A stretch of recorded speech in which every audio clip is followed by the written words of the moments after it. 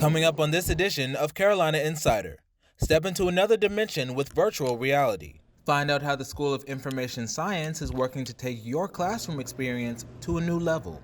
Also ahead, not so fast, college grads. A new ranking puts the city of Columbia on the map. But what does this mean for students and their post-graduation plans? I could definitely see myself being back here in a couple of years. So. Yeah. But first, a new South Carolina gun law is in effect. How this impacts students on college campuses. Carolina Insider starts now.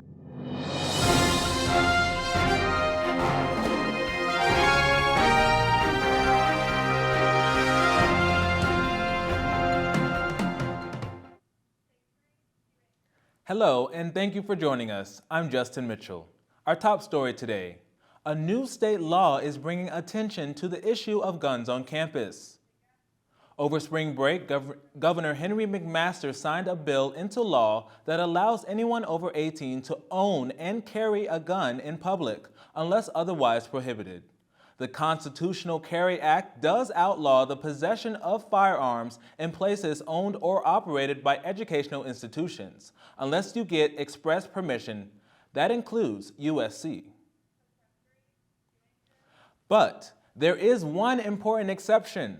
The law allows people to keep firearms inside attended or locked vehicles on campus, as long as they're in a secured compartment.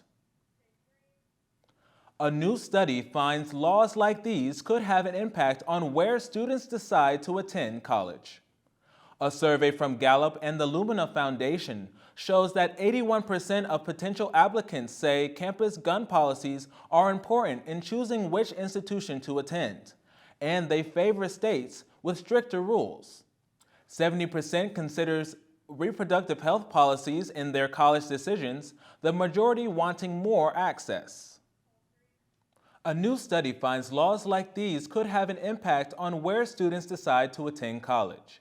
A survey from Gallup and the Lumina Foundation shows that 81% of potential applicants say campus gun policies are important in which institution to attend, and they favor states with stricter rules.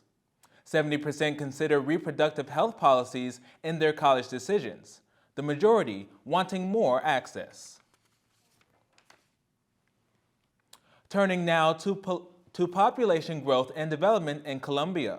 The university has long been a launching pad for college students to pursue post-grad opportunities. Now, according to Southern Living magazine, Soda City is ranked 5th among cities on the rise in the region. Wilmington, North Carolina is first, and Spartanburg is number 3. These days, many Gamecocks say they hope to stay put after graduation, but not all. The Charlotte-Columbia area has been growing a lot, and in the tech space as well, so I could definitely see myself being back here. I want to stay in Columbia. If I can find a job here, I will. Just not really a big city person. Like, I grew up in like a farm and like the more country areas. Speaking on where to live, if you're part of the veteran community, new housing may be coming to the North Main part of town. According to Cola Daily, city planners have approved 2 apartment buildings on the corner of Scott and Main Street. The project, named the Woodley, would include 102 units with 1 and 2 bedroom options and around 100 parking spaces. The Woodley is featured on the Haven Home Foundation website, which specifically describes the development as high-end apartments for veterans who have financial challenges or disabilities. A different kind of development is giving us a glimpse into the future of education. Here with that, in today's Cocky Spotlight is Carolina Insider's Bridget Bruchalski from USC's Biometrics Lab. Bridget? Thanks, Justin. I'm here at the Biometrics and User Experience Lab here on campus, where they just got a shipment of a bunch of VR headsets. Let's see how they work and how we might implement them into classes at USC. And Imagine stepping into a whole new world without actually leaving your room. Well, that's exactly what virtual reality is, a device that transports the user to a digital realm where they can see and interact with computer-generated environments. From the bottom of the ocean, or even in outer space, virtual reality tricks your senses into thinking you're somewhere else. So, how does it work? Dr. Rachel Williams, assistant professor of the School of Information Science, provides some insight. We are taking computer software and equipment and simulating the real world, providing people with an immersive experience so they feel like they're in the real world, but they're actually in a simulated or created environment. The hardware includes a headset display with motion sensors, and the controllers track hand movements, allowing the user to interact with the virtual world. The software are the actual programs used in VR. These range from games to social experiences and educational programs. According to the Academy of Animated Art, virtual reality headset sales are growing 31.9% every year. As VR continues to grow in popularity, professors and faculty are hoping to implement it into the courses here at USC.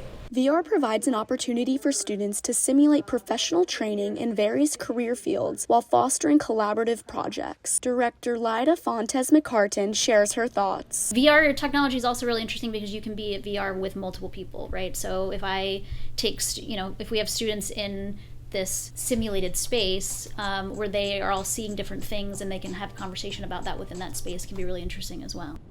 With all the new devices here on campus, we might start seeing them pop up in the classroom. Back to you, Justin.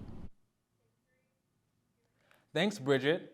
Finally today, best wishes to the men's basketball team, which plays its first NCAA tournament since 2017 later this afternoon. Tip-off is at 4 on TNT against the Oregon Ducks. And of course to the women as well, who play tomorrow at 2 in the Colonial Life Arena. That's it for this edition of Carolina Insider. Thank you for joining us. We'll see you back in the Kennedy Greenhouse studio next week.